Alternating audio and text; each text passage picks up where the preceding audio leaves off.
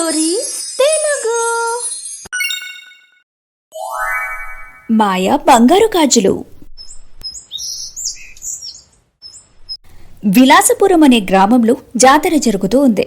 ప్రతి ఏటా నవంబర్లో జరిగే ఈ జాతరకు చుట్టుపక్కల గ్రామాల నుంచి భారీగా జనాలు వచ్చేవారు. అదే గ్రామంలో నిధి అనే 10 ఏళ్ల పాప ఆమె తండ్రి వంశీ, తల్లి సురేఖతో కలిసి నివసిస్తోంది. వంశీ ఒక షాప్లో పనిచేసేవాడు. అతని కూతురు నిధి తన అమ్మా నాన్నతో కలిసి జాతరకు వెళ్లాలని అనుకుంది. ఆ రోజు ఆమె తండ్రి పనికి వెళ్లడానికి బయలుదేరుతూ ఉండగా నిధి ఇలా అంటుంది, నాన్న, నన్ను సాయంత్రం జాతరకి తీసుకెళ్తావా? అయ్యో నా బుజ్జి పాప, షాప్లో పని తక్కువగా ఉంటే యజమాని గారిని అడిగి తొందరగా వచ్చేస్తాను. ఏవండి, పాపకు జాతరకు వెళ్లాలని చాలా ఆశగా ఉందండి. తను జాతర ఎప్పుడెప్పుడు వస్తుందా అని చాలా రోజుల నుండి ఎదురు చూస్తూ ఉంది. మీరు ఎలాగోలా వీలు చూసుకుని తొందరగా ఇంటికి రండి. పాపనలా జాతరలో తిప్పుకుని వస్తే తను చాలా సంతోషిస్తుంది. సరే సరే సురేఖ, నేను ప్రయత్నిస్తాను. ఇలా చెప్పి వంశీ పనికి వెళ్లిపోతాడు. సురేఖ ఇంటి పనుల్లో మునిగిపోతుంది. సాయంత్రం 5 గంటలకు వంశీ ఇంటికి వస్తాడు. హే, నాన్న వచ్చేసాడమ్మా. ఇప్పుడు నువ్వు త్వరగా రెడీ అవ్వు, లేకపోతే మనం జాతరకు వెళ్లడం లేట్ అయిపోతుంది. వారు ముగ్గురు రెడీ అయ్యి జాతరకు వెళ్తారు. జాతరకి వెళ్ళగానే నిధి ముందుగా ఉయ్యాలూగుతుంది. తరువాత వంశీ ఆమెకు జిలేబీలు కొనిపిస్తాడు. అలాగే ఒక బొమ్మ కూడా కొనిపిస్తాడు. నాన్న, ఇప్పుడు నాకు గాజులు కూడా కొనిస్తావా? పోయిన సంవత్సరం వచ్చే జాతరలో కొనిస్తానని నాకు మాట ఇచ్చావు కదా. అవును చెప్పాను, కానీ ఇప్పుడు నా దగ్గర డబ్బులు అయిపోయాయో ఏంటో, చూస్తా ఉండు అంటూ వంశీ జేబులో వెతికి చూడగా డబ్బులు అయిపోయి ఉంటాయి. అయ్యో, నన్ను క్షమించు తల్లి, డబ్బులు అయిపోయాయి. నిధి మొహం బాధగా పెట్టుకుంది. అలాగే బాధపడుతూ ఆమె తన అమ్మా నాన్నలతో కలిసి తిరిగి వస్తుండగా ఆమె కళ్లకు ఏదో మెరుస్తూ కనిపిస్తుంది. నిధి దగ్గరికి వెళ్లి చూడగా అక్కడ 2 గాజులుంటాయి. ఎంతో సంతోషించి త్వరగా వాటిని తీసుకుంటుంది నిధి. అమ్మా, ఇది చూడు, నాకేం దొరికిందో. గాజులు. చాలా మంచిది. గాజుల కోసమే కదా నువ్వు మూతి ముడుచుకునున్నావు. వాటిని నీ దగ్గరే ఉంచుకో. ఇక పద, త్వరగా ఇంటికి వెళ్దాం, పొద్దుపోతుంది. చీకటిగా ఉన్నందుకు అవి బంగారు గాజులని వారు తెలుసుకోలేకపోయారు. ఇంటికి వచ్చి సురేఖ అందరికీ భోజనం వడ్డిస్తుంది. కానీ నిధి మాత్రం ఆ గాజుల్ని వేసుకుని మురిసిపోతూ ఉంటుంది. నిధి, ఇక చాలు, ఆ గాజుల్లో చూసి మురిసిపోయింది. వచ్చి అన్నం తిను. వారందరూ అన్నం తింటూ ఉంటారు.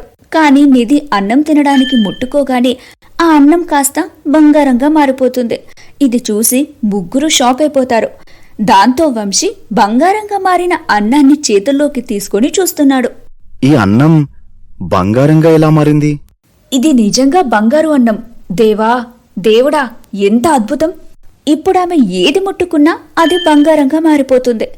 గాజుల వల్లే తనకిదంతా జరుగుతోందని సురేఖకు అర్థమవుతుంది. నిధి, ఒకసారి ఆ గాజులు తీసి అన్నాన్ని తాకమ్మా. నిధి గాజులు తీసి తన అమ్మకిచ్చి అన్నం ముట్టుకుంటుంది. కాని ఇప్పుడు అన్నం బంగారంగా మారలేదు. నా అనుమానం నిజమేనని తేలింది. ఈ గాజులు మాయాగాజులు. సురేఖ, ఇవి మాయా గాజులు మాత్రమే కాదు, మాయా బంగారు గాజులు. ఒకసారి బాగా చూడు, ఇవి బంగారు గాజులే. బహుశా అందుకే వీటిని ధరిస్తే అంతా బంగారంలా మారిపోతుంది. ఇక మన జీవితమే మారిపోతుందండి. కాని నిధి, ఒక విషయం బాగా గుర్తుంచుకో. నీ దగ్గర మాయా బంగారు గాజులున్నట్టు ఎవరికీ చెప్పొద్దు. నువ్వేమీ కంగారు పడకమ్మా. ఈ విషయం స్కూల్లో కాని ఇరుగు పొరుగు వారికి కాని ఎవరికీ చెప్పను. సురేఖ ఆ గాజులను అల్మారాలో దాచింది. వంశీ, సురేఖ అత్యాశపరులు కాదు. అందుకే వారు ఆ గాజులను అవసరాన్ని బట్టి మాత్రమే వాడుకునేవారు. ఇలాగే కొన్ని రోజులు గడిచాయి. ఒకరోజు సురేఖ, సవతి, అన్నా, వదిన పక్కూర్లో పెళ్లికి వచ్చారు. వారు తిరిగి వస్తుండగా అర్ధరాత్రి కావడంతో సురేఖ ఇంటికి వచ్చారు. అబ్బో సురేఖ అక్క, బావ డబ్బులు బాగా సంపాదిస్తున్నట్టున్నాడు. నీ ఇంటి పరిస్థితి చూస్తుంటేనే తెలుస్తుంది. అదేం లేదు శివ. ఈయన ఎండైనా వానైనా రోజంతా కష్టపడి పనిచేస్తారు కదా. అవును, మా నాన్న చాలా కష్టపడి పనిచేస్తున్నారు. కాని నిధి అత్త చాలా తెలివైంది. ఒక షాపులో పనిచేసే వంశీ ఇంత డబ్బు ఎలా సంపాదించాడో ఆమెకు అర్థం కాలేదు. ఇక్కడేదో గడబిడ జరుగుతుంది. వీరు మా నుండి ఏదో దాస్తున్నారు. కొద్ది రోజులు ఇక్కడే ఉండి వీరి రహస్యం ఏంటో తెలుసుకుందాం. ఇలా ప్లాన్ వేసిన వారిద్దరూ ఇంకో 4-5 రోజులు అక్కడే ఉండిపోతారు. ఆ రోజు నుండి వారిపై ఒక కన్నేసి ఉంచుతుంది ప్రియా. ఏమండి, మార్కెట్కి వెళ్ళి 2 కిలోల మటన్ ఇంకా 2 లీటర్ల పాలు తీసుకురండి. ఈ రోజు పాలకోవా మటన్ బిర్యానీ చేస్తాను. ఓయబ్బో, మటన్ బిర్యానీ అంట. ఇంతకు ముందు వీరింట్లో తెల్లన్నం వండటమే చాలా కష్టంగా ఉండేది. ఇక ఇప్పుడు బిర్యానీలు తింటున్నారు. చిరిగిన పాత చీరలు కట్టుకునే నా ఆడపడుచు ఇప్పుడు కొత్త చీరలు కట్టుకుంటుంది. Something is fishy. అలా ఒకరోజు ఆమెకు ఆ రహస్యం తెలిసిపోతుంది. రేఖ, ఇంట్లో డబ్బైపోయింది.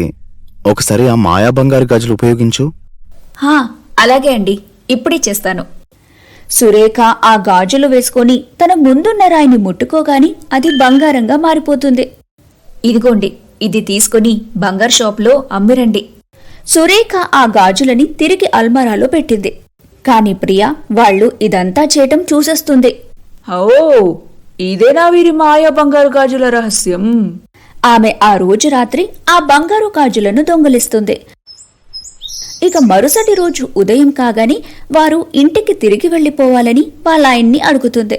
దాంతో వాళ్ళిద్దరూ వాళ్ల బ్యాగులు సర్దుకొని రెడీగా ఉంటారు. అరే రవి, ప్రియా, ఇంత పొద్దున్నే మీరిద్దరూ ఎక్కడికి వెళ్తున్నారు? చూడండి బావా, ఈ ప్రియా ఇప్పుడే వెళ్ళిపోదామని మొండి చేస్తుంది.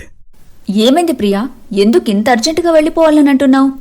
మరేం లేదు వదినా, మీ ఇంటికి వచ్చి చాలా రోజులైంది కదా, అందుకే ఇక వెళ్దామని. బాబుని కూడా అమ్మ వాళ్ళ ఇంట్లో వదిలొచ్చాను కదా, మేము గుర్తొస్తున్నామని బాబు ఏడుస్తూ ఫోన్ చేశాడు. వారిద్దరూ అక్కడి నుంచి వెళ్లిపోయారు. 2 రోజుల తర్వాత సురేఖ తన అల్మారీలో బంగారు గాజులు లేనట్టు గమనిస్తుంది. అరే, ఏమైపోయాయి? ఇక్కడే పెట్టాను కదా నా మాయ బంగారు గాజులు, ఎక్కడికి వెళ్ళిపోయాయి? ఏవండి, ఏవండి, తొందరగా ఇటు రండి, మాయ బంగారు గాజులు కనిపించట్లేదు. ఏంటి, గాజులు లేవా? నువ్వు జరుగు, నేను చూస్తాను. వారిద్దరూ కలిసి వెతికినా ఆ మాయ బంగారు గాజులు కనిపించలేదు. అప్పుడు సురేఖకు అర్థమైపోతుంది ఎందుకు ప్రియా అంత తొందరగా వెళ్లిపోవాలని హడావిడి చేసిందో. ఇప్పుడు అర్థమైంది, ఖచ్చితంగా ప్రియాని మన మాయ బంగారు గాజులను దొంగిలించుంటుంది. అమ్మా, అమ్మా, నువ్వు అత్తకి ఫోన్ చేసి అడుగు నా గాజులను నాకు తిరిగిచ్చేయమని. సురేఖ కోపంగా ప్రియకి ఫోన్ చేస్తుంది. హలో, నాకు నా గాజులు తెచ్చివ్వు. గాజులా? ఏ గాజులు? నువ్వు ఏ గాజుల గురించి చెబుతున్నావు వదినా? హలో హలో హలో, వినిపించట్లేదు. ఇలా అంటూ ప్రియా ఫోన్ కట్ చేస్తుంది. ఇక సురేఖకు బంగారు గాజులు ఎప్పటికీ దొరకవని అర్థమవుతుంది. అలా కొన్ని రోజుల తర్వాత, ఇప్పుడు మన రోజులు మారాయి. కొద్ది రోజుల్లోనే మనం ఈ ప్రపంచంలోనే అందరికన్నా ధనవంతులుగా మారిపోతున్నాం. ఆ అంబానీ కంటే ఎక్కువ. కరెక్ట్గా చెప్పావే నువ్వు. ఈ మాయా బంగారు గాజులను దొంగలించి నువ్వు చాలా మంచి పని చేశావే. ప్రియా చాలా ఆనందంగా ఉంటుంది. ఈ ఆనందంలో తను బంగారు గాజుల్ని తీయటం మరిచిపోయి తన బాబును ముట్టుకుంటుంది. ఇక వెంటనే ఆమె బాబు బంగారంగా మారిపోతాడు. నా బాబు, నా బాబు, నా బాబు, నీకు ఏమైంది?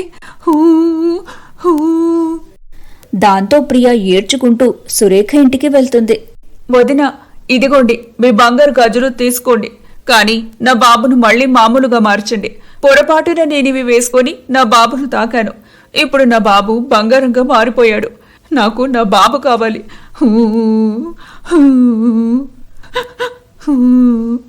అదంతా మా చేతుల్లో లేదు ప్రియా. నీ దురాశకు దేవుడు నీకు భారీ శిక్ష విధించాడు. ఆ రోజు నుండి వంశీ, సురేఖ ఇంకా నిధి ఆ మాయా బంగారు గాజుల సహాయంతో సంతోషంగా జీవిస్తారు. బుజ్జి పిల్లలు, మీకు ఈ మాయా బంగారు గాజుల స్టోరీ నచ్చితే మా స్టార్ స్టోరీస్ తెలుగు ఛానల్ని సబ్స్క్రైబ్ చేసుకోవడం మర్చిపోకండి.